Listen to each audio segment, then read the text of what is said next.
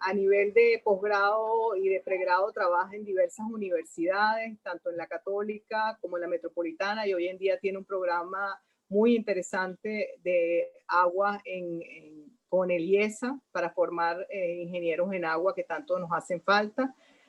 Realmente para mí es un privilegio presentarlo aquí con nosotros porque nos hace pensar que la estructura de la enseñanza cambió, de que tenemos que verlo como una historia y no como una clase magistral donde el profesor está acostumbrado a dar y durante la clase hace un video, durante la clase muestra unas cosas. Los minutos que la gente se conecta son valiosísimos y el mensaje que se pueda transmitir, si se transmite de manera correcta, tiene resonancia, si no, pues se pierde en el aire y perdemos el esfuerzo.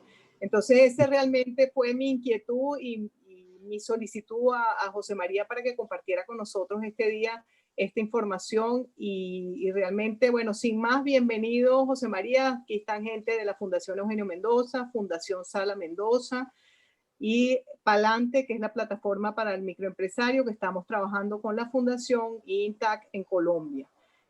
Nosotros en la Fundación es en educación, primera infancia, tenemos gente que participa en eso, en emprendimiento. En Sala Mendoza tenemos unos programas diversos. Tenemos los diplomados de arte contemporáneo, que antes se hacían presenciales y hoy en día tienen que ser virtuales y tienen unos retos tremendos en ver cómo se transmiten esas imágenes de una manera atractiva y que se genere también el contenido. Y el tema de Palante, estamos trabajando también contenidos para el microempresario que se asemejan mucho a lo de Fundación Eugenio Mendoza, pero todos tenemos que ponernos los patines para las nuevas tecnologías. Entonces, de verdad, un privilegio, José María, muchísimas gracias por tu tiempo. Yo de verdad que estoy muy encantado de tener ocasión de conversar con ustedes. Es una tertulia, no hay nada escrito en piedra aquí. Yo creo que lo que voy a compartir un poco la experiencia de un educador, pues de alguien que está dedicado a eso, que tengo que hacer el trabajo, que tenemos muchos retos y que en ese reto estamos aprendiendo. Y nada, yo les envié por correo la presentación, ahí tienen mi correo, estoy a la orden, porque esto está en continuo desarrollo. Entonces, vamos a hablar del tema de la educación virtual, ¿no? ¿Y por qué vamos a hablar de eso? Mire, porque tenemos muchos años, como dice Luisa Mariana, nosotros teníamos una promesa de que el Internet iba a ser la autopista del conocimiento. Entonces que nosotros, en el mundo de la tecnología nueva, íbamos a hacer una revolución en la educación y que esa educación iba a permitir ser más inclusiva, tener mejor calidad, llegar a sitios que antes no podíamos llegar. Y eso tenía mucho que ver con una apuesta de que el talento no tenía que estar al lado del alumno. Es decir, la educación es un proceso en donde gente con dimensiones especiales en el conocimiento las comparten. Pero en el mundo hay un sistema de selección geográfica que hace que la gente más talentosa se reúne más cerca de Boston que de San Fernando de Apure, pues. Entonces, eso hace que donde más necesitamos buenos maestros no están, ¿verdad? Y donde no necesitamos los buenos maestros tenemos demasiado. Entonces, ese es un problema que es importante. Y el otro problema es que cuando tenemos un buen maestro, ¿cómo hacemos para que no se muera? ¿Cómo hacemos para que siga dando clases después que vaya para el cielo? Es decir, ¿cómo hacemos para que tan buenos maestros como, si yo me recuerdo, Antonio Cova y Mercedes Pulido, que eran maestros insignes, ¿cómo hacemos porque desde el cielo sigan hablando y sigan explicando cosas? Porque lo pueden hacer. Pero bueno, esa era un poco la intención. Resulta que tenemos muchos años hablando de eso, esa promesa no estaba cumplida y llegó un virus absolutamente sin que nadie lo invitara, apareció de repente y hizo cambiar las cosas. El virus generó un montón de cosas que están pasando y yo quería un poco compartirlas con ustedes, porque el virus ha hecho más por la educación a distancia que 20 años de discurso y de esfuerzo y de pelea por la innovación de la educación. ¿Qué pasó?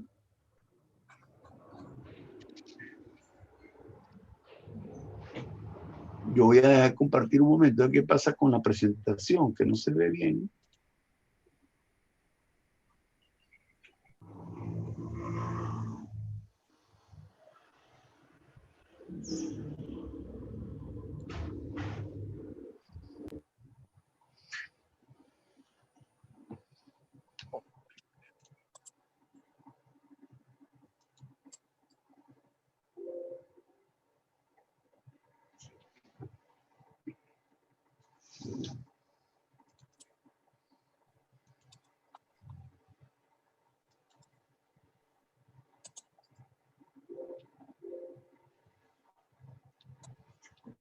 Patricia, dale el host a José María para que monte la pantalla.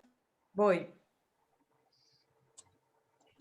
Tú tienes la presentación, porque es que la mía está apareciendo aquí en la pantalla toda sin las imágenes. Yo no sé por qué. No, yo no. A ver. ¿La tienes a mano? No. Bueno, déjame un momento que volvamos a...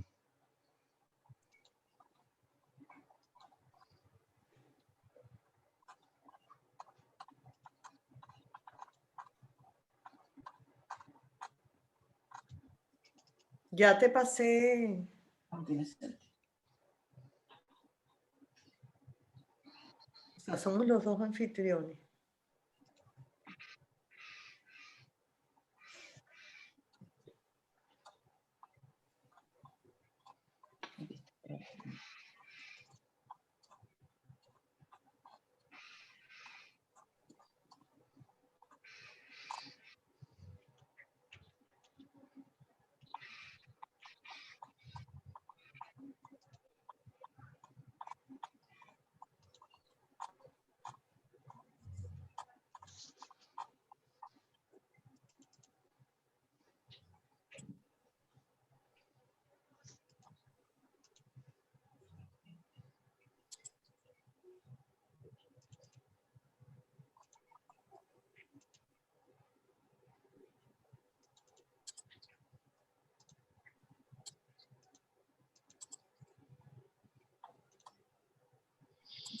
Bueno, para entender un poco el problema, nos preguntamos. ¿Conseguiste montarla, José María? Si no, se la mando a... Yo creo que sí, que ahora sí lo vamos a ver. No sé si lo ven. Y ahora sí. Ajá, ahora sí. Bueno, este es un... Para entender un poco el problema, nos preguntamos medievales. Espérate un momento. Entre esas aulas de 1088.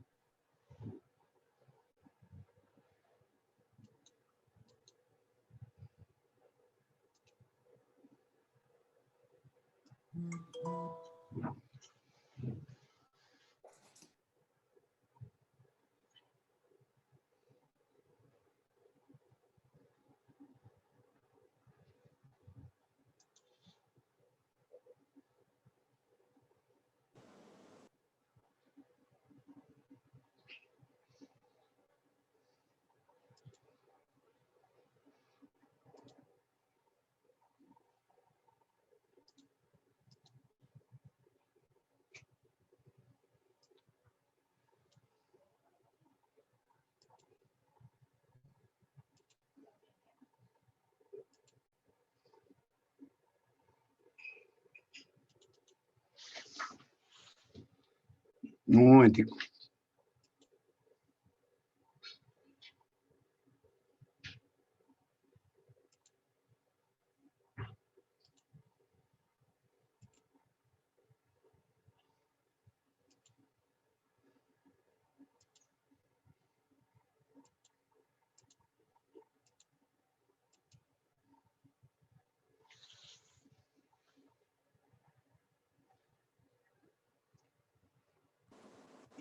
Estas son las cosas que pasan cuando uno está en el tema.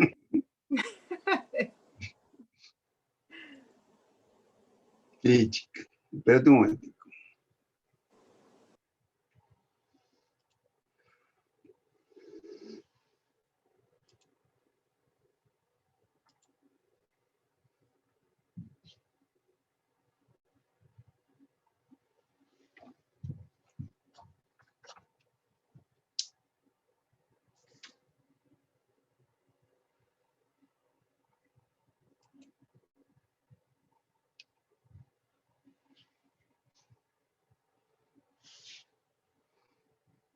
¿Ustedes me escuchan? Perfecto, perfecto. Ok. Bueno, Ahora nada, este es un diagrama de una de las universidades medievales que era en Bolonia.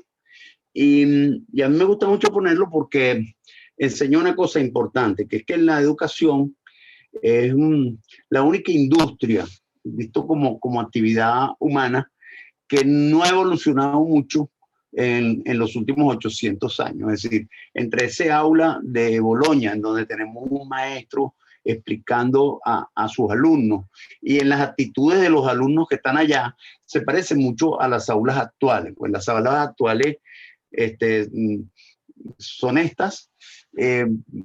Cambiaron las sillas, cambiaron las computadoras, eventualmente los proyectores, pero el mecanismo más o menos el mismo. Y eso es muy importante porque eso es lo que dice al final, es que la educación, que debería ser innovadora por su naturaleza, porque ahí está la gente más inteligente y tal, resulta que es la única industria que no se digitalizó, que las universidades son mucho más conservadoras de lo que la gente se imagina, que en vez de promover la transformación y el cambio, más bien son impermeables a los cambios y le tienen mucha resistencia.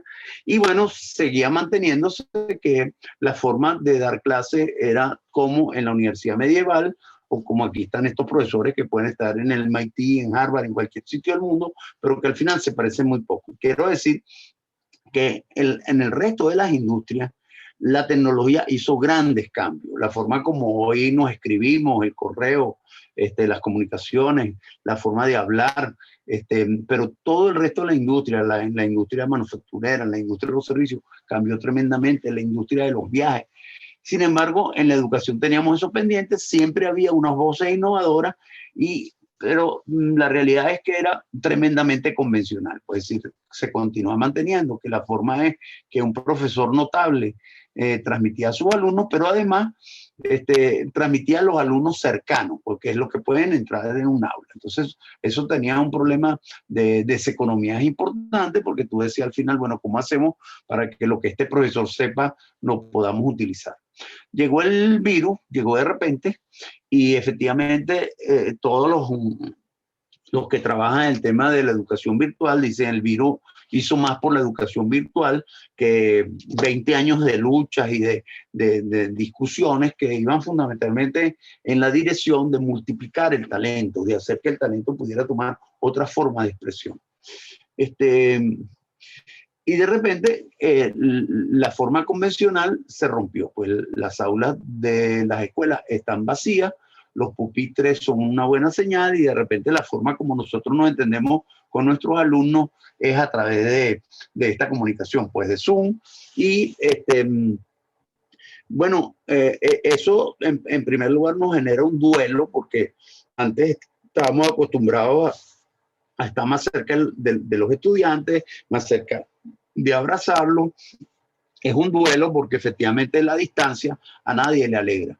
Pero eso nos obligó a repensar qué era lo que teníamos que hacer y fundamentalmente lo que apareció fue que hay formas de que cosas que hacíamos en el aula ahora lo hagamos de otra manera.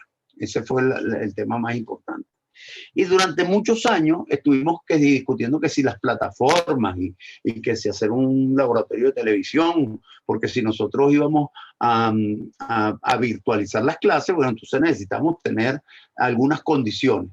Y lo que pasa en la realidad es que la realidad llegó de repente y nos obligó a virtualizar en las distintas maneras que se puede. Y hoy vamos a decir que, bueno, que el que no quiera virtualizar es porque no quiere, porque las formas son variadas. La otra cosa que pasó es que para virtualizar las clases, alguna gente pensaba que bastaba ponerle una cámara a un profesor dando clase, a lo mejor 2 cámaras, y entonces después editábamos esa clase y la poníamos a funcionar. Y resulta que no funcionó, porque efectivamente es muy distinto seguirle la pista a un profesor en vivo que ver su video. Y es la misma comparación entre lo que es el teatro con las series de televisión. El teatro es una forma dramática En el caso del salón, el profesor es el actor y es el que hace el guión y el que está en escena. Y bueno, de alguna manera los espectadores no se pueden salir, por lo tanto, el profesor hace lo que más o menos le parece. Algunos profesores coinciden que tienen mucho carisma y entonces, bueno, resulta que son excelentes, además. Pero esta nueva forma no tiene nada que ver, porque cuando usted ve series de televisión, la entrada y la salida es voluntaria. La gente normalmente no tiene mucho tiempo para estar viendo capítulos muy largos, pero además la forma como se construyen los capítulos tienen un determinado estilo, porque usted tiene que capturar la atención de los televidentes al principio y tiene que al final crearle alguna disposición a buscar el siguiente capítulo, porque si una serie de televisión usted ve solamente el primer capítulo y no se engancha a continuarlo viendo, pues esa serie no tiene éxito. Pues lo que nosotros nos toca hacer en el proceso de virtualización se parece un poco a las series de televisión, lo que quiero decir que es una tecnología distinta y apunta más a que la educación virtual tiene que tener elementos lúdico, de placer, de distracción, porque si no, no funciona. Bien. Tiempo de que recordemos a Bloom. Bloom es un psicólogo norteamericano y que hace tanto tiempo como en el año 56, es decir, ya más de 60 años, Bloom estableció que el conocimiento, como ustedes saben, es un tesoro precioso que todas las culturas, todos los países persiguen, porque detrás del conocimiento no solamente está la civilidad, pero también está el desarrollo económico. Entonces eso ha venido siendo investigado. Pero este señor dijo unas cosas muy importantes que en el tiempo se nos olvidaron. Bueno, nos dijo que el conocimiento es complejo y que el conocimiento tiene varias etapas o varios niveles y que el conocimiento va desde la cosa que nosotros más elemental es que es recordar cosas y a medida que yo profundizo conocimiento, tengo la comprensión, después aprendo a aplicar las cosas que conozco, tengo capacidad para analizarlas, para evaluarlas y finalmente tengo una condición de crear conocimiento, ya que yo tengo patrimonio del conocimiento. Pero ¿qué pasa? Que lo que el señor Bloom dijo, que al final le dedicamos casi todo el esfuerzo de los profesores, está dedicado a transmitir conceptos en la casilla de la memoria, en que lo podamos recordar. No solamente eso es lo que hacemos, sino eso es lo que evaluamos también. Evaluamos si la gente recuerda los conceptos. Díganme ustedes la capital del estado de Aragua y del estado Zulia y del estado Cogede. Y díganme ustedes qué tamaño es. Ajá. Todo eso es memoria. Pero él dijo también que esa etapa del conocimiento, que es la más sencilla, también es la más volátil. Es decir, que efectivamente la cosa que usted aprendió hoy, mañana se le van a olvidar. La única manera que usted profundice ese conocimiento y se apropie de él es que logre subir por esa pirámide para tener niveles superiores. Y bueno, lo que al final allí se explica es que si un estudiante, si un alumno no logra capturar el conocimiento, no solamente a nivel de la memoria, sino que tiene un ejercicio intelectual más profundo sobre aquellas cosas que entraron por la vía de la memoria, pero que entonces usted genera ejercicios intelectuales que le obligan a comprender lo que memoriza, a aplicarlo en condiciones prácticas, a analizarlo y diferenciarlo y finalmente evaluarlo. En ese momento cuando usted realmente tiene éxito como educador, porque las cosas de la memoria se olvidan rápido. Pues bien, en el concepto tradicional de cómo nosotros hemos ido a la escuela y a la universidad durante muchos años, son las pirámides del gráfico inferior izquierdo. Y es que nosotros en el salón utilizamos las clases para recordar, es decir, para ejercitar la memoria, entender y aplicar en cosas prácticas. Pero los niveles superiores que tenían que ver con el análisis, la evaluación y la creación de contenido, lo dejamos para hacerlo en la casa, pues las tareas que hacíamos en la casa. Y lo que un poco se descubre en los últimos tiempos, que esa pirámide está siendo utilizada al revés, porque resulta que los niveles superiores de análisis, evaluación y creación necesitan procesos colectivos. Es decir, que la única razón por la cual esas de arriba se pueden hacer, que no son de un esfuerzo absolutamente autodidacta, sino que los humanos, para aprenderlo, tenemos que hacerlo de manera colectiva. Y entonces surge un tema que es que las aulas hay que invertirlas, y viene el concepto del salón cambiado, el salón volteado. Y es que estamos haciendo las cosas exactamente al revés. Es decir, en el trabajo individual del estudiante, las cosas que hacíamos en el salón, ahora las puede hacer en su casa. ¿Por qué la puede hacer en la casa? Bueno, porque todo aquello que era dictar clases y todo hacer lecturas, él lo puede hacer en su casa. Lo que no puede hacer en su casa es, como comunidad de aprendizaje, hacer ejercicios intelectuales más profundos que permitan que eso que aprendió en su casa de forma individual lo haga de manera colectiva. Entonces, fíjense que cómo comienza a ensamblar las cosas, porque lo que estamos diciendo es que todo aquello que hacíamos como profesores en el aula, ahora lo podemos subir a la red, puede estar disponible 24 horas al día, es más, está disponible para siempre. De alguna manera perpetuamos lo que nosotros hacemos en el aula como monólogo de los profesores, una presentación como esta o cualquier presentación que se quisiera, eso el estudiante lo puede ver por su cuenta. Lo que no logramos en ese trabajo individual virtual es que el estudiante tenga experiencias colectivas que son indispensables para lograr los niveles superiores del conocimiento. Ok.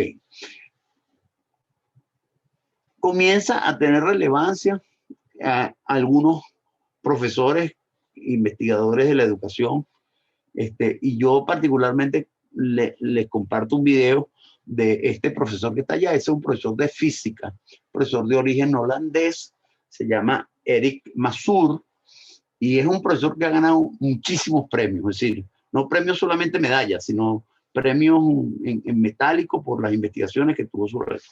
Este es un estudiante, un profesor que se fue a especializar en Harvard, se quedó dando clases de física.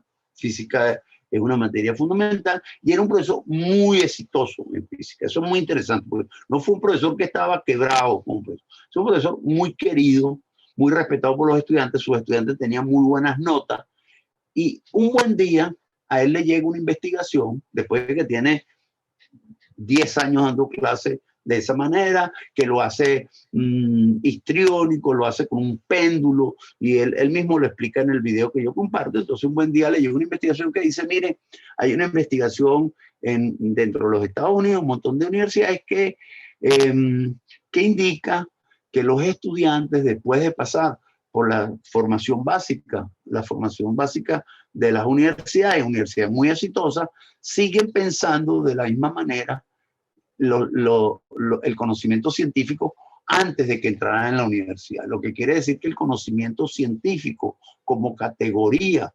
que cambia cuando usted conoce a Newton y conoce a los técnicos, a los teóricos de la física, cambian las cosas, y entonces a este profesor le surge la duda. Oye, esto dice que mis estudiantes aprenden muy bien, sacan muy buenas notas en el examen, pero muy rápidamente se les olvida. Y a él le causa un tremendo problema, porque él dice: debe ser otros profesores. Eso no puede ser yo, porque yo soy un profesor laureado, porque los estudiantes salen muy bien, yo le hago unos exámenes bien difíciles, salen bien.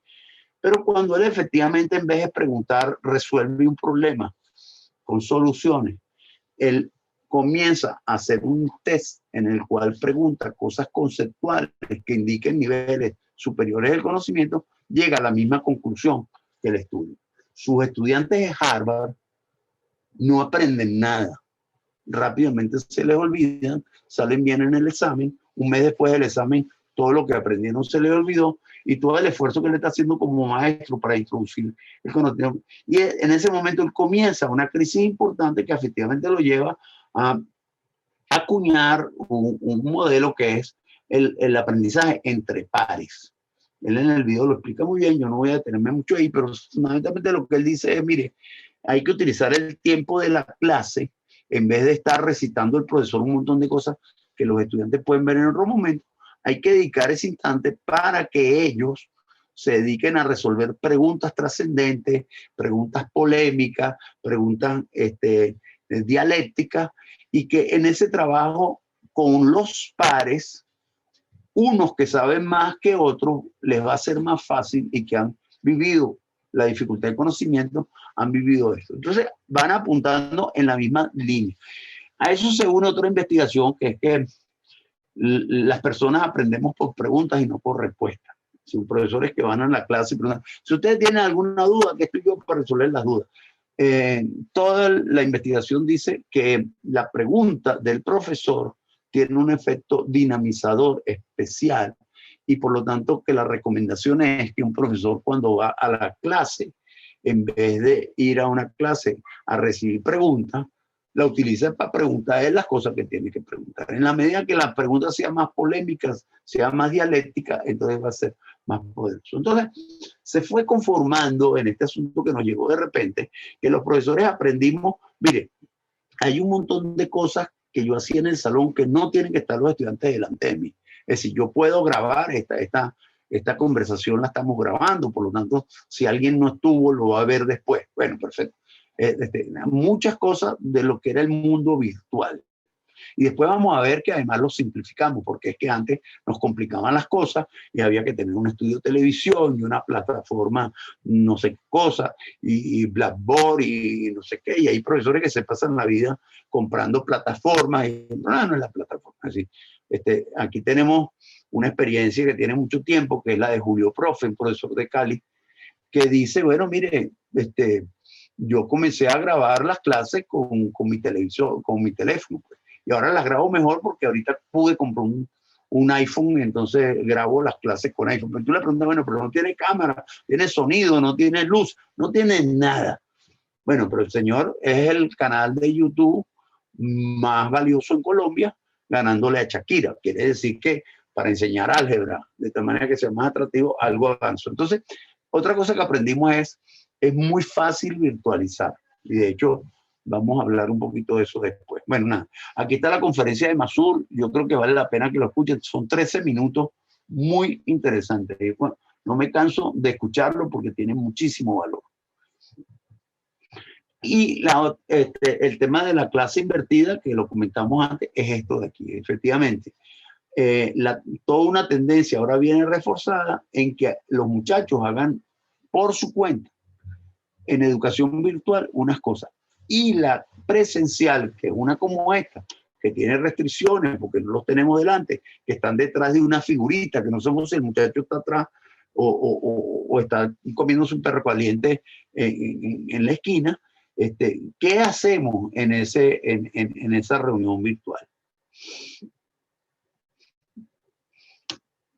Bueno, aquí está el tema de la pregunta. Para aquellos profesores que han venido toda la vida esperando a que los muchachos le pregunten las dudas, lo que ahora parece ser valioso es que él aprenda a hacer las preguntas necesarias para que sus estudiantes comiencen un proceso superior de conocimiento e internalicen el conocimiento. Bueno, resumiendo un poco, ¿no? Este es el mundo virtual. El mundo virtual está hecho por pequeños videos que nosotros podemos grabar. De hecho, la forma que recomendamos para los principiantes es que utilicemos el programa de PowerPoint y tiene una forma de grabar el video que simplemente es que uno va comentando una presentación y eso termina siendo un video. Ese video tiene la virtud de que usted lo puede subir a YouTube y entonces la gente lo puede utilizar en forma importante. Parece que en cada clase hay que preguntar unas preguntas clave. Es decir, mire, usted tiene que estudiar estos videos, pero aquí hay 4 o 5 preguntas clave que usted las va a preparar antes de venir a la clase. Después tenemos un examen en algún momento, tenemos lectura y por supuesto tenemos la posibilidad de tener bibliotecas de referencia enormes. ¿Por qué? Bueno, porque el mundo hizo que también los libros de texto estuvieran disponibles en formato digital. Esto es más o menos lo que hacemos en la formación virtual y eso hace al final que todos los profesores hemos hecho un esfuerzo inmenso en generar material virtual que hace que los estudiantes en su retiro puedan tener suficiente material, crear una biblioteca digital que permite que los estudiantes no tengan que venir a clase para escuchar las cosas que nosotros teníamos que decir anteriormente en clase. ¿Okay? Esos videos en general son de corta duración porque los estudiantes no tienen capacidad de estar mucho tiempo pegados a ellos. Yo utilizo el método de TED, que son 18 minutos, pero un montón de investigadores sugieren que cuanto más cortos sean los videos, mejor, y por lo tanto hay que hacer los grandes contenidos, dividirlos en pedazos pequeños. Nosotros podemos montar una presentación, esa presentación puede tener la voz del profesor y efectivamente eso sustituye en gran parte lo que eran las clases que anteriormente dábamos. Queda pendiente qué hacemos en las sesiones síncronas. Entonces algunos profesores decían, bueno, si yo le grabo todas las clases y el muchacho tiene la posibilidad de revisarlo, pues entonces más nada, no hay más nada que hacer. Es decir, no tiene mucho sentido que yo me reúna para verle las caras en Zoom. Y apareció el señor Levy. Dan Levy es un profesor egresado de la Universidad Metropolitana y que es profesor en Harvard. Es un profesor además muy especial porque es muy querido.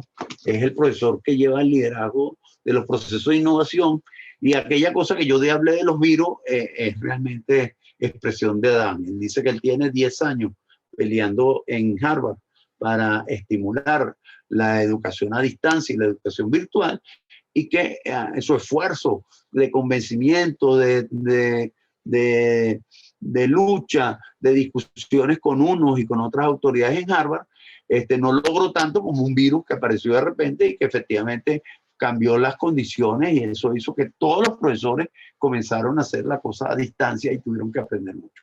Bueno, él tiene la virtud además de que escribió un libro en donde él explica que perfecto, usted tiene un montón de lecturas y tiene un montón de videos que sustituyen al profesor dando clases, pero entonces, ¿qué sentido tiene dar clase síncrona? Porque si usted agarra la clase síncrona y se pone a repetir lo que está en los videos, no tiene mucho sentido. Ahí los videos los revisaron cada uno de los estudiantes al ritmo que quisieron. Entonces, eso tiene un espacio. Y él responde muy bien ese espacio y lo responde a través de un libro que está disponible, lo tenemos disponible en inglés. Yo lo compartí con ustedes, pero también está sobre Kindle, está en la versión en español. Sobre todo, Dan es venezolano y hizo ese libro, la versión en español, con dos alumnos de él latinoamericanos. Bueno, fundamentalmente lo que dice Dan, yo lo voy a resumir. Al contrario de lo que los profesores piensan. Bueno, primero, no tiene ningún sentido que usted vaya a esa clase a explicarle cosas de los estudiantes que usted puede explicar en un video. La única razón de esa clase es que usted, a través del Zoom o del Google Meet o cualquiera de las plataformas de comunicación o de Teams, usted se comunica con sus estudiantes. Entonces, es una experiencia colectiva. ¿Ok? No tiene ningún sentido que usted haga un monólogo. Entonces, en la clase síncrona, cuando usted se conecta con los estudiantes, le dice, bueno, ahora aguántense ya, que yo les voy a explicar un montón de cosas. Si eso es de esa manera, bueno, súbalo en un video y los estudiantes lo estudiarán cuando puedan, ¿no? Hay que crear un incentivo para que lo hagan antes de la clase, de tal manera que la clase.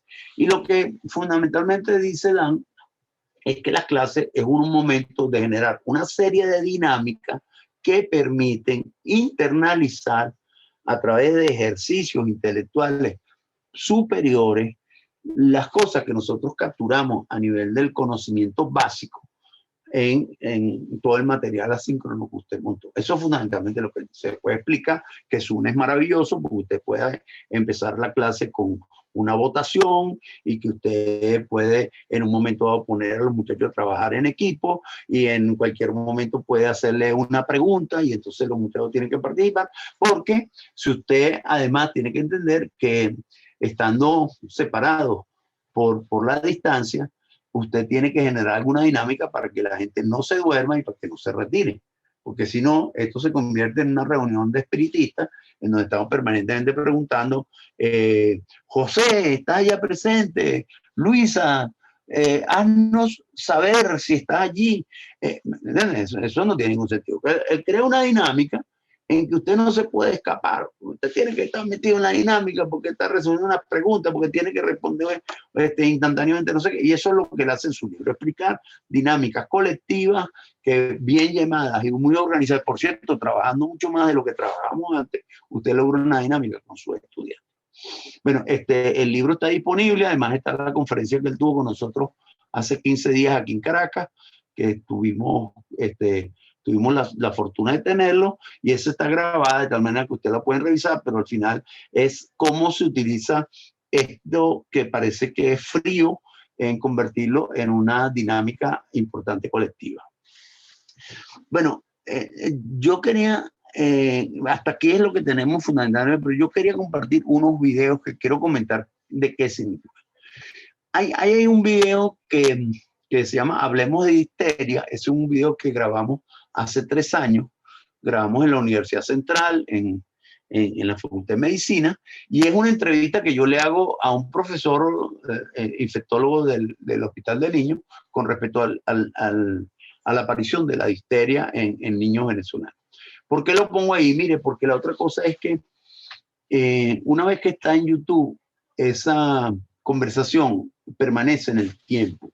Eso quiere decir que, por ejemplo, en ese caso, entiendo que tiene cerca de 3.000 visitas. Bueno, yo no hubiera soñado nunca que esa conversación la iban a escuchar más allá de 15, 20 médicos, ¿no? Entonces, lo que pasa es que una vez que está hecha y es de calidad, usted logra un alcance importante, lo que quiere decir que los contenidos que están ahí presentes, que dice el doctor, que son muy valiosos, están fácilmente entendibles, especialmente para padres venezolanos, para que entiendan el riesgo que corren sus niños con histeria. Hay mucho escrito y hay algo que aprender de cómo hacerlo bien, porque al mismo tiempo hay videos de histeria que tienen 20 al lado.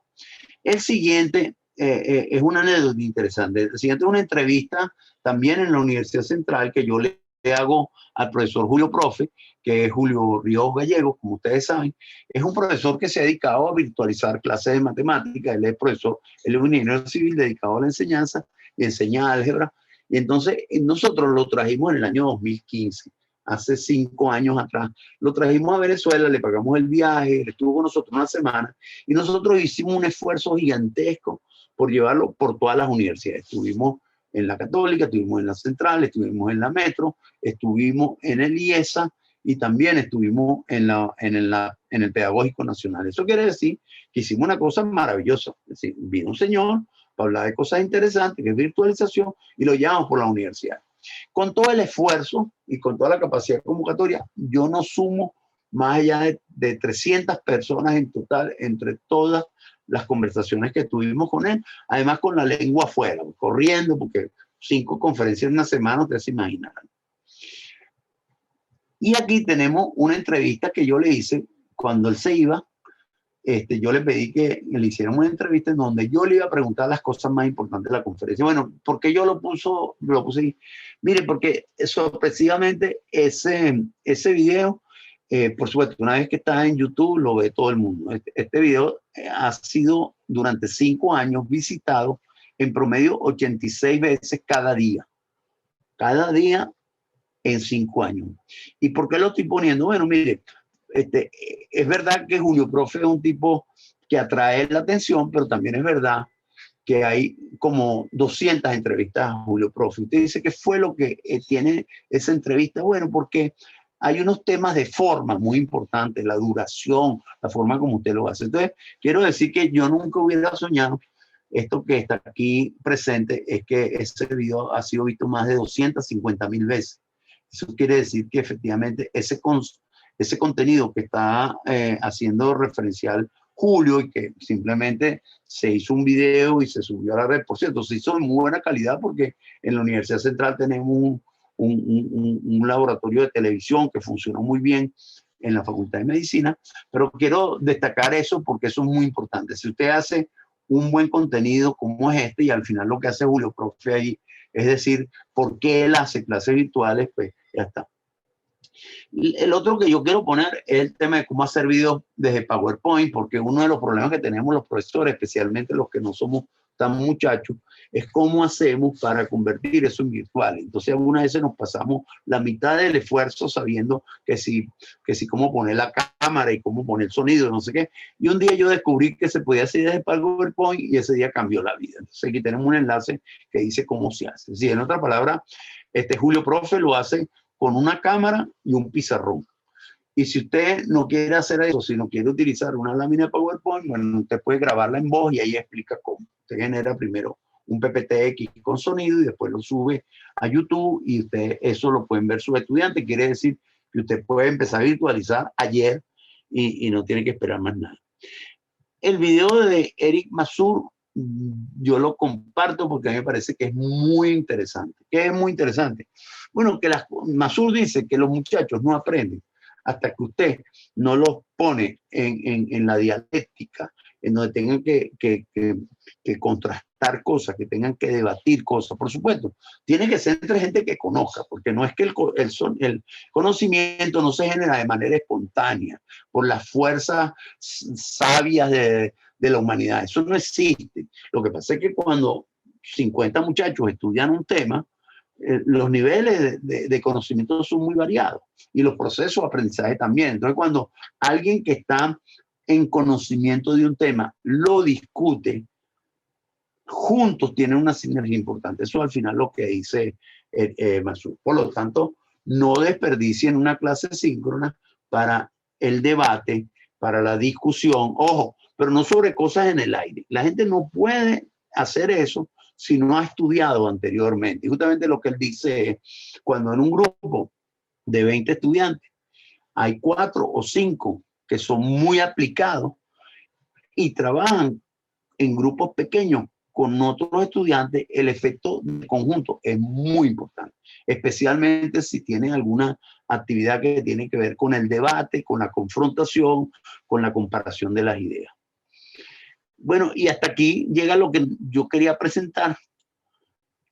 Fundamentalmente lo que les quiero comentar de las experiencias que estamos llevando es que con un grupo de profesores tenemos una iniciativa en el IESA en que empezamos a hacer unos cursos que son híbridos, son cursos de administración, pero dedicados a las áreas de industria especiales. En el caso de la industria de agua y saneamiento, que es mi competencia, nosotros tenemos un curso para 50 muchachos de todo el país, que es otra riqueza que hemos descubierto. Es decir, si nosotros estuviéramos haciendo ese curso en la sede del IESA de Caracas, la mitad de esos muchachos no podrían estar, pero a través de un proceso de postulación a nivel nacional tenemos 50 muchachos de todo el país.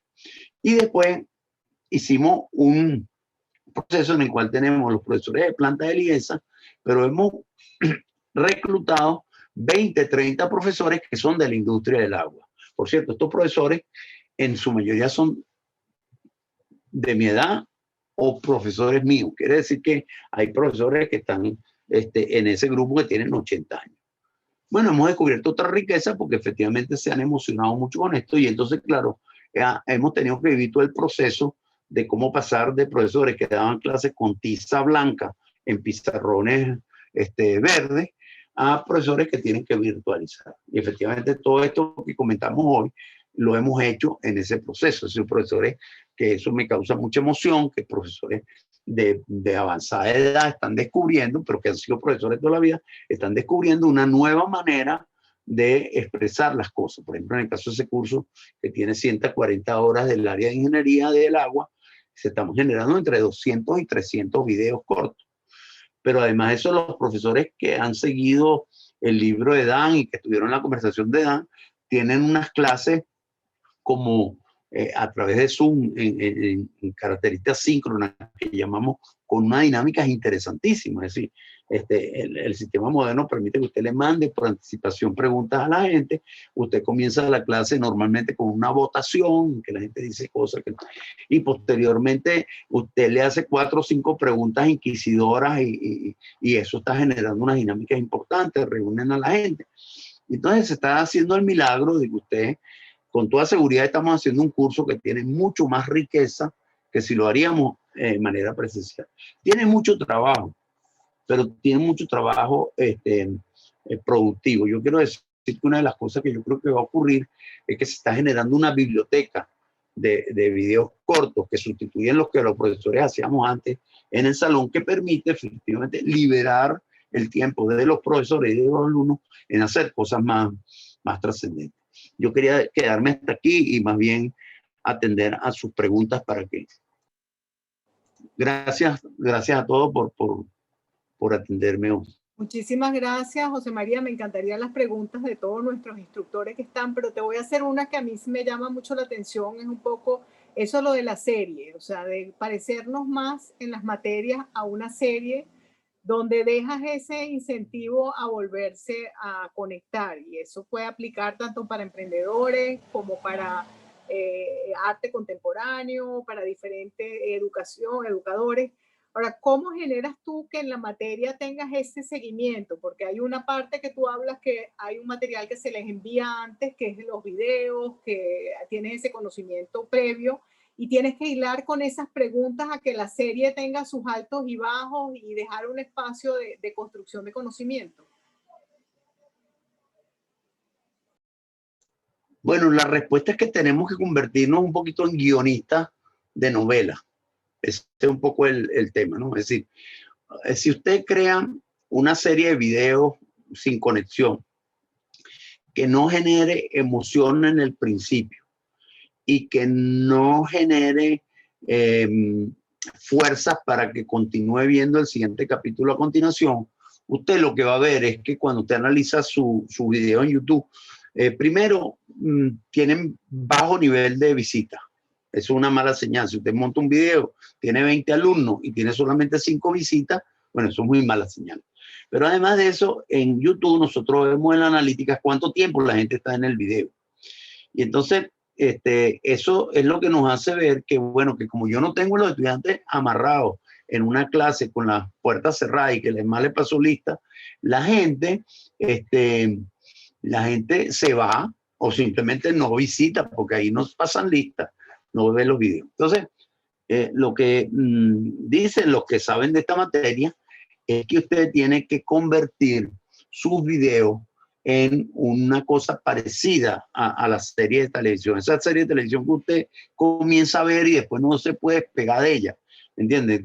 Hay varias series de esas que españolas o colombianas por Netflix que tienen, yo pensaba que tenían 10 capítulos, tienen 60, pero hasta que usted no ve el capítulo 60 no se puede parar. ¿Cómo se hizo eso? Y eso hemos estado, tú sabes, Luisa, detrás de que Padrón o César Miguel, de los guionistas de novelas, nos digan cosas, pero bueno, fundamentalmente nosotros tenemos una investigación que se hizo sobre las conferencias TED, que es una cosa parecida a esa, son conferencias de 18 minutos, y se estudiaron qué hacían las conferencias que tenían más visitas en YouTube. Como ustedes saben, esas conferencias se liberan, se ponen en YouTube y después son de acceso libre. Hay unas que tienen más de 1 millón de visitas y hay otras que tienen 200. Evidentemente que esta que tienen 1 millón, tienen algo en especial. Bueno, eso ha sido investigado por un autor interesante que se llama Carmín Gallo y que ha descubierto que en la estructura de principio, desarrollo y final, que al final es la misma estructura, ustedes saben, de la tragedia griega que dijo Sócrates. Esa misma estructura se construye de tal manera que hay un comienzo que captura la atención de la gente, un desarrollo de creciente angustia y de creciente expectativa, y hay un lugar de clímax en el desarrollo de eso, y al final hay un final que termina algo así como si usted no ve el capítulo siguiente no va a entender nada. Eso que era lo mismo que hacían los griegos en la tragedia griega, esa estructura la copiamos nosotros, y lo que nosotros hacemos realmente cuando damos clases es que tenemos que convertirlo en un relato. Las clases, la más absolutamente estéril de las conferencias que usted se imagina, tiene que convertirse en una historia que usted cuenta. Y usted cuenta con algunas reglas. Entonces, efectivamente, esas reglas existen.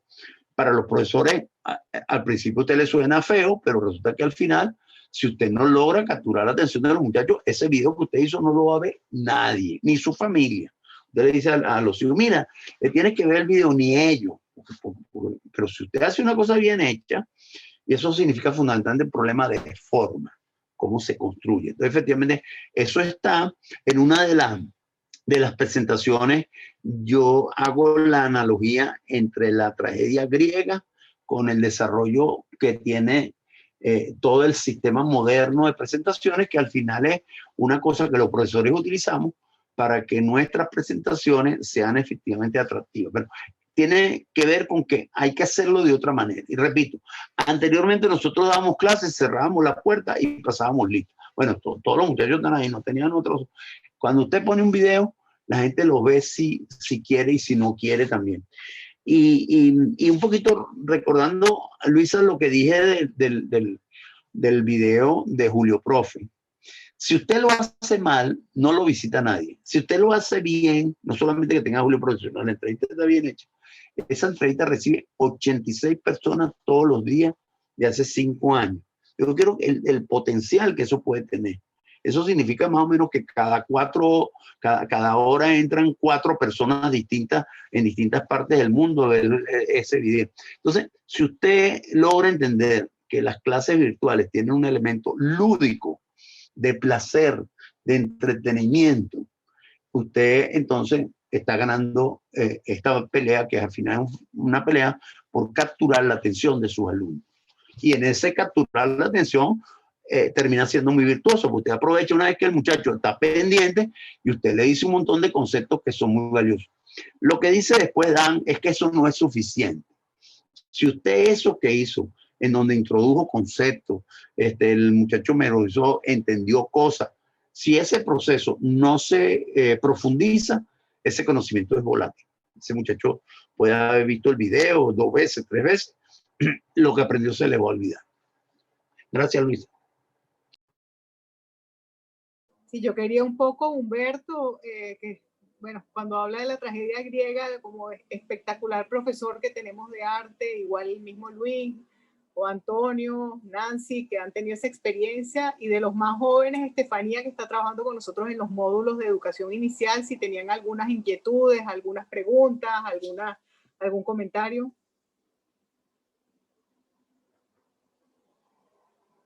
¿Puedo usar esto? Sí, puedo, me escuchan, no sé si lo puedo usar, he tenido una pésima conexión, pero bueno, profesor, interesante lo que usted está planteando sobre lo lúdico de la clase.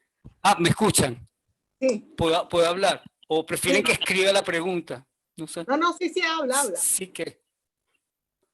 Hablo.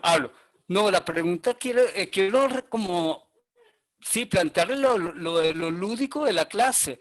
Yo también creo que es algo fundamental. De alguna manera, yo al menos creo que lo he planteado así siempre en mis clases. Yo soy muy teórico en mis clases. Yo casi no presento videos, no presento imágenes. Yo hablo y hablo. Y siempre trato de mantener un poco de juego lúdico. Claro, mis clases...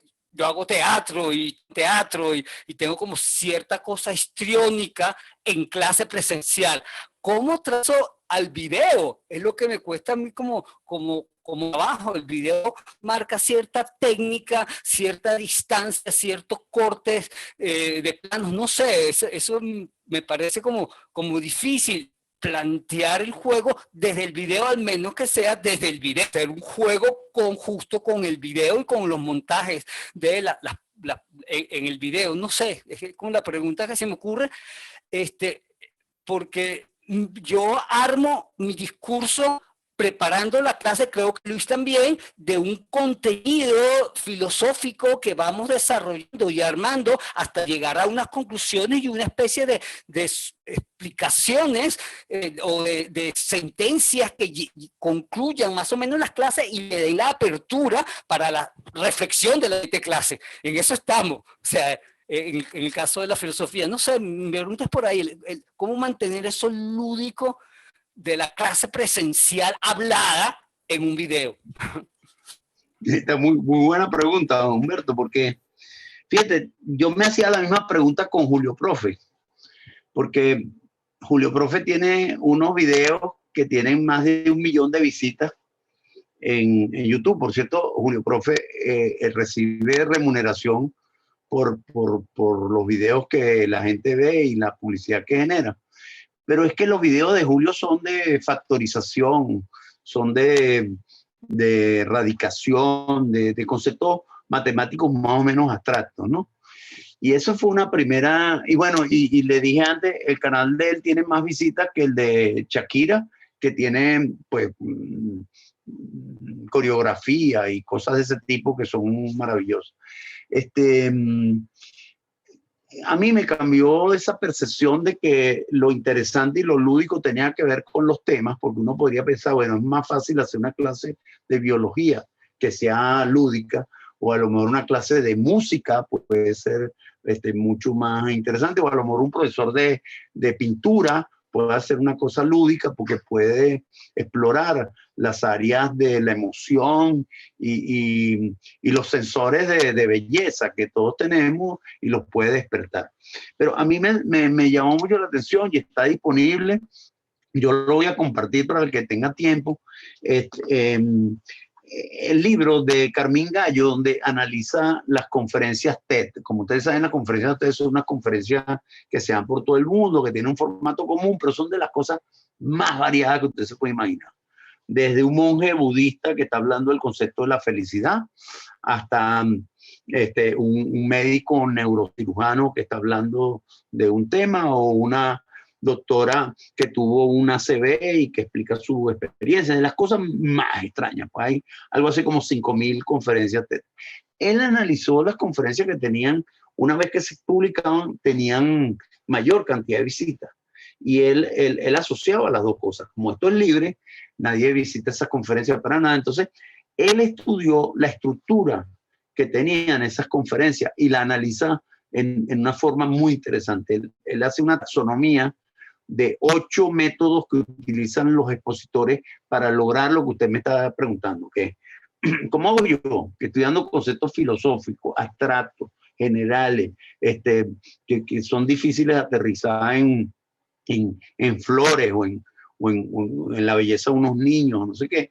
¿Cómo yo hago que doy esos conceptos para capturar la atención de mis alumnos? Y además de eso, que los alumnos cuando vean el video tengan una expresión lúdica. Ellos dicen que hay que lograr generar emociones, hay que generar atención por la novedad, y esas cosas están estudiadas a un nivel, profesor, que a mí realmente me cambió la vida. Así que ahí yo entendí que el tema de si era interesante, emocionante o era placentero, y sobre todo él dice que tiene que ser emocional, porque cuando algún proceso de conocimiento se da con emociones, con angustia, con alegría, eso genera una profundización del conocimiento, que también lo dice Bloom, que es así. Entonces, yo les voy a compartir la versión en PDF de ese libro, y yo les recomiendo que lo revisen. Efectivamente son del conocimiento empírico, del análisis de una gran cantidad de conferencias que han tenido a través del tiempo, de temas totalmente variados. Mucho, él hace como una disección, pues él dice, mire, estas conferencias tienen estos elementos. Todas son conferencias cortas, son algunas muy cortas, hay una conferencia de solo 5 minutos, y yo creo que a lo mejor usted consigue parte de las pistas de eso, pero al final hay que contar la historia de la filosofía de otra manera para causar emociones y para que el proceso de aprendizaje esté asociado con el descubrimiento de cosas novedosas. Yo tengo una pregunta. ¿Me escuchan? Es Luis, ¿no? Sí, sí. Adelante, Luis. Sí. Gracias, profesor. Yo me pregunto lo siguiente. Yo soy profesor de filosofía en la universidad. Y efectivamente, en los estudiantes que leen en clase, que leen en casa, yo siempre doy en mis clases, que vamos a leer o que vamos a comentar la clase siguiente. Aquellos estudiantes que lo hacen, por supuesto, tienen un mejor desempeño en la clase y la disfrutan más. En cambio, el que no leyó nada, yo leo algunos fragmentos, pero si no has leído, eres incapaz de intervenir. ¿Cómo se hace en la virtualidad esto? Es decir, ¿cómo motivar a que se lea en casa? En el caso de filosofía es lecturas, bueno, eventualmente hacer videos. Ellos buscan videos que a veces no son muy buenos, pero ¿cómo hacer el trabajo en casa? La tarea esta que es en la pirámide de Bloom, que usted ponía, memorizar y entender un poco, para que en el salón se haga efectivamente, yo estoy totalmente de acuerdo, esta tarea como mucho más fructífera de discutir, de conversar, de dialogar sobre aquello que se ha estudiado. Digamos, en la universidad, en mis cursos regulares es difícil, son muy pocos los que lo hacen, y sospecho que aquí podría ser mucho más difícil hacerlo, en la medida en que la gente anda un poco como más suelta, vamos a decirlo así. Es decir, para concretarlo, cómo hacer atractivo que la gente lea en casa y vaya a clases, al encuentro virtual con esto más o menos rumiado para que se pueda dar una buena discusión. Bueno, es muy buena pregunta porque otra vez es, ¿cómo hago para que un joven que tiene muchas distracciones, que tiene oportunidad de dedicar su tiempo a otras cosas? Anteriormente teníamos la teoría de que había que hacerlos sufrir para que aprendieran, ¿no? Es decir, los maestros clásicos decían que sin dolor no entra el conocimiento, entonces casi que nos hacían la experiencia más tortuosa. Hoy sabemos que eso son tonterías de camino, que eso no tiene nada. La primera cosa es que la palabra es mucho más atractiva que la lectura. Entonces, uno de los elementos que tenemos es que normalmente quien motiva a un estudiante a estudiar algo es que yo le conté un cuento que lo motivó a estudiar eso, ¿no? Si eso que tienen que estudiar es valioso, usted tiene que poder explicárselo en muy poco tiempo. ¿Por qué es valioso estudiar eso? Porque normalmente son lectores en la medida que entiendan la capacidad del valor de las cosas. Que por cierto, en el mundo moderno no es porque te voy a hacer un examen y si no lo aprendiste de memoria te voy a raspar, porque como dijimos eso es medio inútil, ¿no? Es posible que se lo aprendan de memoria y eso no nos sirve. Pero yo creo que el segundo motor, Luis, que está funcionando, es que si la dinámica dentro del salón, cuando tú hagas la reunión síncrona, es suficientemente activa, ellos tienen un tremendo incentivo a participar. Es decir, Dan comienza su conferencia con una poll, con una entrevista. Y aquí en Zoom eso es muy fácil de hacer. Es decir, que yo puedo hacer una entrevista y comienzo preguntándole a la gente las cosas. ¿Para qué? Bueno, porque Dan dice que lo más importante de una clase síncrona es poner a hablar a los que no hablan. Es decir que efectivamente en un curso hay como tres partes, ¿no? Unos que hablan permanentemente, intervienen, no sé qué. Hay un grupo neutro y hay otra gente que está escondiéndose para que no participe, ¿no?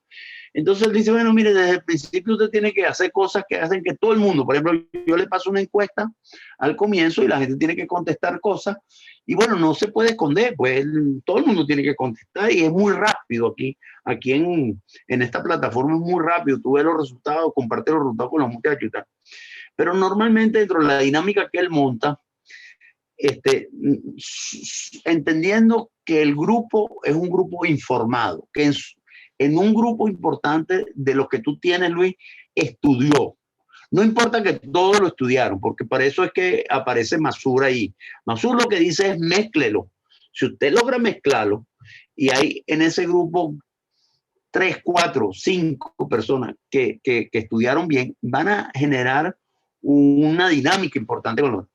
Y el problema es que cuando tú los pones en grupos chiquitos, aquí en Zoom, tú los divides en grupos y tienes 4 o 5 grupos, tú vas a visitarlos a cada uno de ellos y tú escuchas lo que están hablando.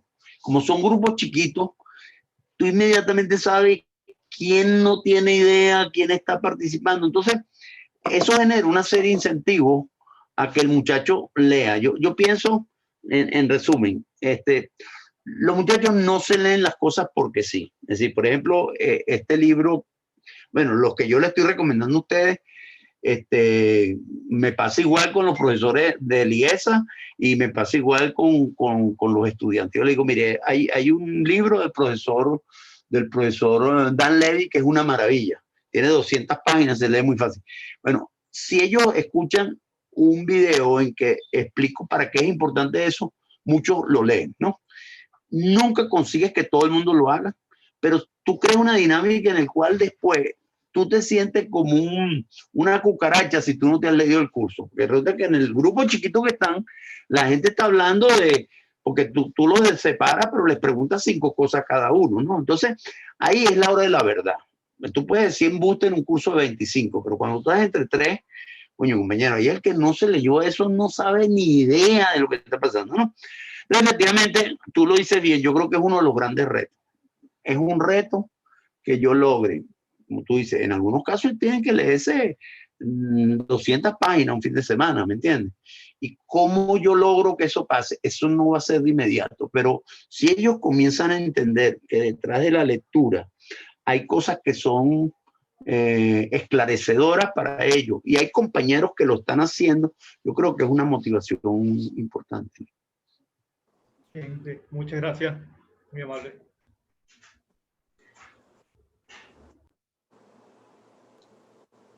¿Alguien más, Antonio? Bueno. María Lourdes.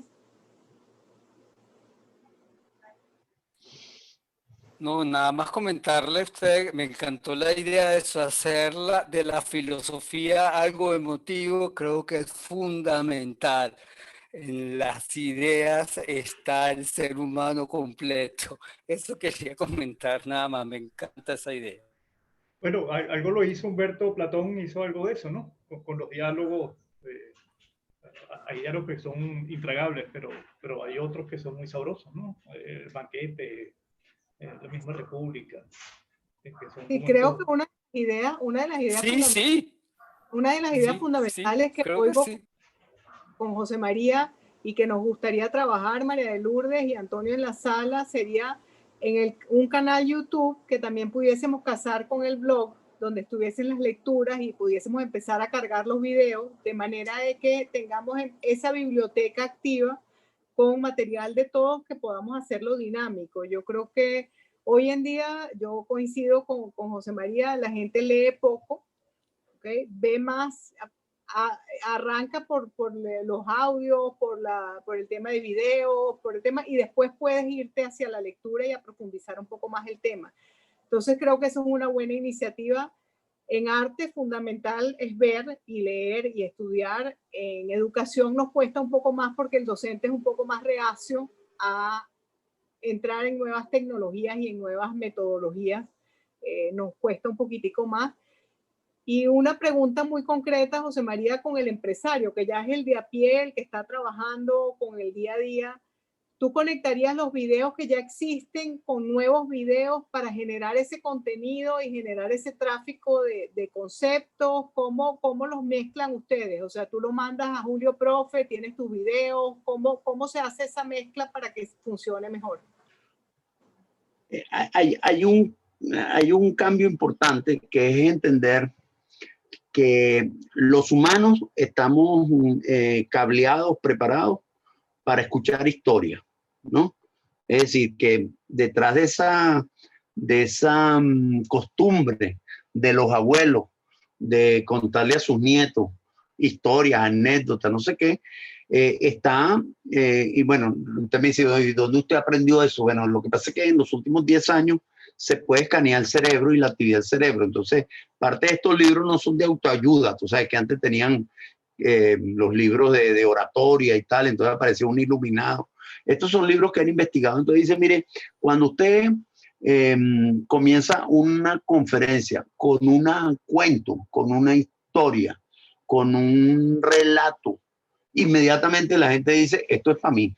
¿Me entiendes? Sí. ¿Por qué? Porque nosotros es parte de nuestra disposición que la forma que capturamos conceptos fundamentales es a través de historias, ¿no? Una historia que normalmente en el comienzo amarra a partir de una historia real o figurada, que es la otra cosa, porque al final se trata de cine, entonces la ficción también funciona, pero entonces la gente inventa procesos.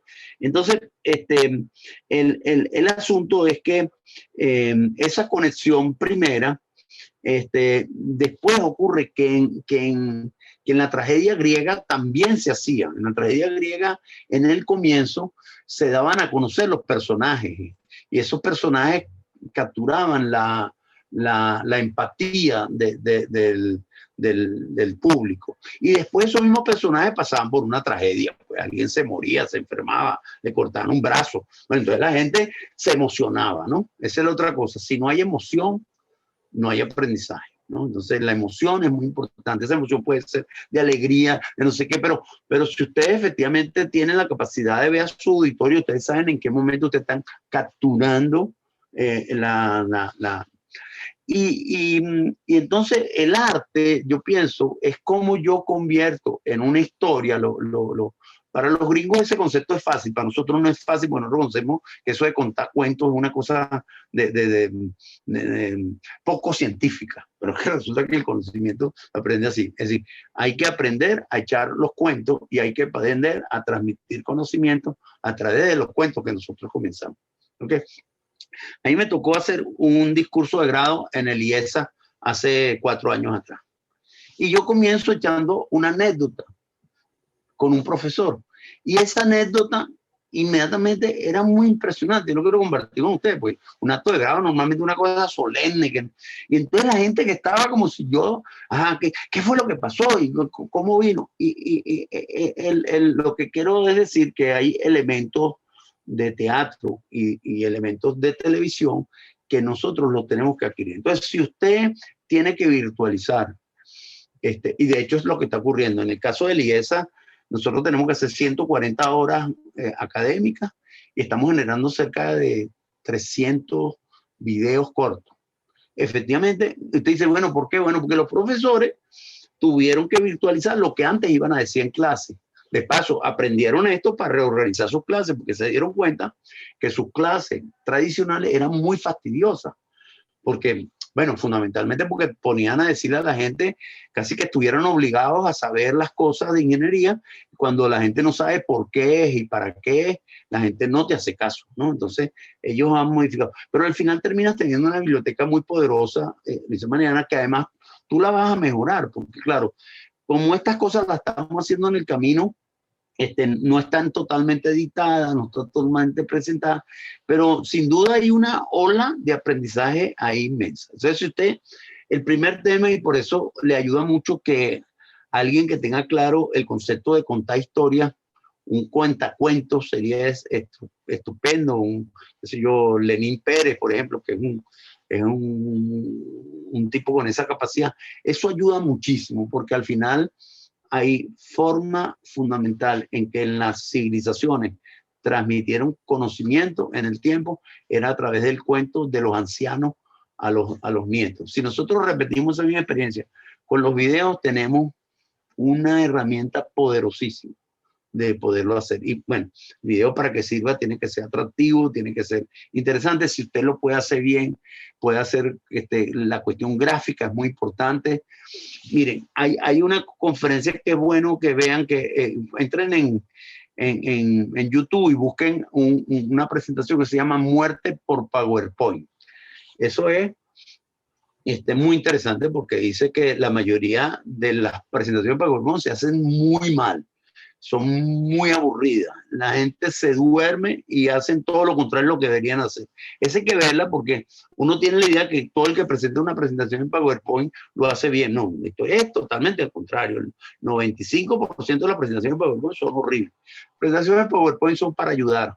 La palabra, que es una cosa, bueno, ustedes lo saben, la palabra es milagrosa. Es decir, el sermón de la montaña de Jesucristo cambió el mundo, ¿no? Y I Had a Dream de Martin Luther King. Esa es la palabra. Bueno, si usted tiene la capacidad de juntar la palabra con gráficos valiosos, usted tiene capacidad de hacer milagros. Y justamente la labor de los maestros es tratar de hacer milagros con el conocimiento. Una cosa. Bueno, De acuerdo. ¿me oyen? Ajá, sí, te oímos. Buenas, ¿qué tal? ¿Cómo están? Bueno, lo que quería decir un poco en cuanto a esa empatía, o sea, hay una parte que nos mezcla con el entretenimiento y como dice Lipovetsky, que era un poco lo que es volátil. Es decir, uno ve el video llega a ser muy exitoso, pero esa internalización del conocimiento a veces no se logra. Entonces, yo una de las cosas que pienso que es el trabajo con lo asíncrono y utilizo el foro, porque en el foro se obliga al estudiante también a hacer construcción de conocimiento colectivo, pero tienes que escribir, tienes que como que fijar, y además de eso está la posibilidad de repensar, de ver la respuesta, de ir al video, de volver al video. Entonces, me parece que es algo que es importante señalar porque yo por lo menos tengo mucho tiempo trabajando con blog, inclusive los estudiantes hacían blog y yo asumía así como que ese conocimiento realmente era fijado, y luego lo confronté en muchas cosas y no, es decir, inclusive hacían un blog, ponían los videos y tenía que verlos luego en otro curso y yo les hacía referencia porque yo sí me acordaba y ellos se quedaban así como, wow, o sea, ya yo no me acuerdo de eso. Entonces, el problema del entretenimiento, es decir, el profesor tiene que volverse, a veces me molesta el término, pero uno tiene que volverse también un entretenedor. Y ese entretenedor, pues yo digo, bueno, el conocimiento a veces ¿dónde queda propiamente, no? Totalmente, Nancy, así es. Fíjate que la presentación que hace Eric Mazur, él dice que tenía muchos años explicándole a los muchachos la tercera ley de Newton y la segunda ley, las leyes fundamentales del movimiento. Y siempre lo que hacía era preguntarles, calcula la velocidad de uno, la velocidad de otro y qué fuerza, ajá. Hasta que él comprendió que las preguntas en una materia numérica, las preguntas pueden ser tan poderosas que generan discrepancias entre los estudiantes, generan profundización del conocimiento, entonces, fíjate que inclusive algunos de los autores que dicen que la labor más importante de un buen maestro es aprender a hacer las preguntas correctas. Y efectivamente, esos videos, y como lo vieron en la presentación, dice, mire, no se ponga a levantar unos videos, sino pon unas preguntas al lado. Y esas preguntas no son sí o no, o de selección múltiple, nada de esas tonterías, porque eso es memoria. Eso es memoria. Las preguntas son trascendentes, son preguntas, por cierto, las preguntas no tienen una respuesta correcta necesariamente, porque pueden generar precisamente que... Pero un poco lo que dice Mazur es que cuando él comprendió eso, él comprendió que era más importante en la física, que es una disciplina numérica, hacer las preguntas correctas para generar la controversia, para generar la duda inteligente en los estudiantes, y eso motivaba a la discusión. Y efectivamente en esa discusión, como tú dices, los foros o los paneles de discusión son fundamentales para eso. La gente al final termina con la libertad de decir cosas distintas. Y parte del aprendizaje efectivamente está en comprender por qué otro compañero mío está pensando una cosa radicalmente distinta que yo. El comprender por qué fue eso ayuda a comprender los elementos de conocimiento. Gracias. Claro, es el cuento socrático, ¿no? Hacer parir, ¿no? A través de la pregunta, ¿no?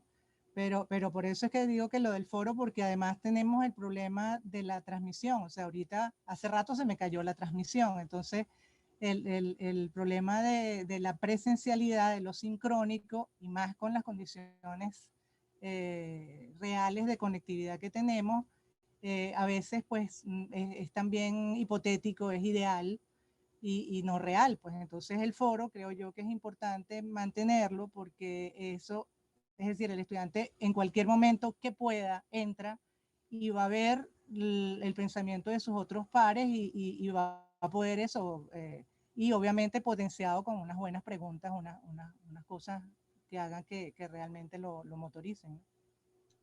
De todas maneras, dos comentarios. Uno que efectivamente, especialmente durante estos 20 años, no he escuchado mucha gente ensalzando la sabiduría natural de la gente, y que en las discusiones colectivas, tú sabes, la gente puede resolver problemas porque los poderes originarios de la gente. Yo le quiero decir una cosa, eso es pura pistolada.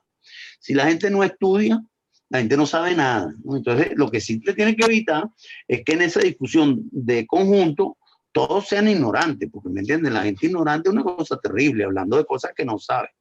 Eso se puede derrumbar. Pero la segunda cosa, en esa dirección, que a mí me parece también importante, que el tema con la conectividad, miren, el tema de la mala conectividad en Venezuela también se utiliza como excusa para no hacer las cosas. Yo le quiero decir, yo doy clases en la metro 2 horas toda la semana y la asistencia es absoluta. Eso sí, el estudiante tiene que buscar la forma de conectarse. Y en Venezuela, en el curso de IESA, tenemos 50 estudiantes, y aún la gente del estado Sucre, en algún sitio de la ciudad consigue buena conectividad, fundamentalmente a través de los móviles, lo están haciendo. Y les quiero decir que el problema está en 2 o 3 estudiantes, pero ellos mismos tienen que buscar el asunto. Lo que quiero decir es que algunas veces la gente generó el mito de que la mala conectividad es horrible, y a la gente se le va la luz, y en algunos casos se le va la luz y el asunto. Pero no lo tomen como una excusa para no hacer cosas virtuales. Nosotros en el caso de IESA tenemos 30 horas de docencia a la semana de 50 muchachos de todo el país. Y en algunos casos los muchachos tienen que mudarse del lugar, porque en su casa no tienen buena conectividad, pero en el hotel tal o cual tienen conectividad perfecta, y tienen luz, y tienen planta de emergencia, y tienen no sé qué. Es decir, es lo que le digo un poco, porque profesores y alumnos han utilizado el tema de la mala conectividad como una excusa. En este tema del curso del IES, y le estamos abriendo el curso de electricidad igual, se le digo a los estudiantes, mira, el problema de la conectividad lo tienen que resolver. Todas las ciudades de Venezuela, en algún sitio tienen conexión de 4G a través de Movistar o de Digitel, y la gente tiene sesiones completas, exámenes en tiempo síncrono, en fin, lo que le quiero transmitir es de nuestra experiencia, pues efectivamente medido con mucho cuidado. Entonces, efectivamente, más bien veamos el tema de la mala conectividad como un problema menor, y que el estudiante tiene que buscar la manera. Bueno, por supuesto, hay que resolver el problema de conectividad de los profesores. Nosotros, una buena parte de los profesores tienen un aparatico de estos como emergencia, un aparatico de Digitel que vale $50, y este es la emergencia. Pues si yo estoy conectado con ustedes y se me cae, lo tengo aquí por eso, pues, ¿no? Si a mí se me cae la conexión que tengo de internet fía, me conecto con esto. Y hemos revisado en el caso de Caracas, claro, los que están fuera del país no tienen ese problema, tienen más bien exceso de banda ancha, pero todos los que hemos visto en Caracas, o uno similar de Movistar, resuelve el tema de la conectividad. Entonces le digo, porque no se desanimen con eso no es fácil, eso es un problema, pero la inmensa mayoría de las personas lo van resolviendo y lo van teniendo, y eso permite entonces tener, fíjense, nosotros comenzamos pensando hacer el curso sobre los 50 estudiantes en Caracas. Si nosotros hubiéramos hecho de esa manera, la mitad de esos muchachos que están con nosotros no podrían estar. Y descubrimos que en el ranking de selección, que tenemos indicadores de ellos, los 10 primeros no son de Caracas ni de Miranda. Es decir, que hay unos tesoros que están en el occidente hay cosas muy interesantes, pues, en el Táchira, en Lara, en Maracaibo, el oriente está muy pobre, pero les quería transmitir eso porque otra de las cosas que ha hecho que las universidades tengan, el caso de la Metro, que es una universidad la más pequeña de todas, bueno, las cosas porque no se ha tomado en serio el tema de que el tema virtual hay que hacerlo, hay que asumir ese reto, ¿entiendes? Entonces, efectivamente, yo simplemente lo que estoy viendo es que no solamente por la cantidad de estudiantes, sino por la calidad de los estudiantes, el hacerlo virtual a nosotros nos está trayendo muchísimo valor. Sí, me parece fundamental eso y la pirámide invertida donde tenemos que usar diferentes mecanismos y diferentes herramientas para que captemos esa atención y que los contenidos sean mucho más atractivos y dejemos ese aprendizaje colectivo. De verdad, José María, muchísimas gracias por tu tiempo, por tu excelente exposición y la verdad que nos abres un poco los caminos para ver cómo podemos incorporar ciertas cosas dentro de nuestro día a día y seguir mejorando. Como dices tú, esto es un proceso que va a seguir. La educación a distancia y virtual está aquí para quedarse. No significa que no vayamos a tener clases presenciales porque vamos a tenerlas, pero probablemente vamos a aprovechar mucho más el tiempo de aprendizaje del estudiante fuera que el estudiante dentro de nuestra aula vaya a ser para ese intercambio y esos conocimientos. Y la verdad que ese tema es fascinante. Los animo a que lean todas esas referencias que nos ha dado José María. El libro de Dan es espectacular, la verdad que lo dice de una manera tan clara que es fácil uno trabajarlo en el día a día. Y aplica para todas las disciplinas y yo creo que esto ha sido muy enriquecedor para nosotros, para todas las áreas en que trabajamos y gracias a todos ustedes por participar. Si hay alguien que tiene alguna información, o sea, pregunta adicional. No, gracias al profesor de Viana y gracias a la sala por invitarnos. Sí, señora. Está sumamente interesante esto. Tratando de construir. Muchísimas gracias. Sí, muchas gracias. Espectacular como siempre. Sí, señor. Mari, muchísimas gracias de verdad y muchos retos por aplicar, la verdad. Muchísimas gracias. Buenas tardes. Hasta luego. Hasta luego. Gracias. Chao, Chao, Luis. Muchas gracias. Hasta luego. Buenas tardes, Hasta igual. luego. Muchísimas gracias. Hasta luego. Chao, Humberto. Chao, Luisa. Chao. Chao a todos.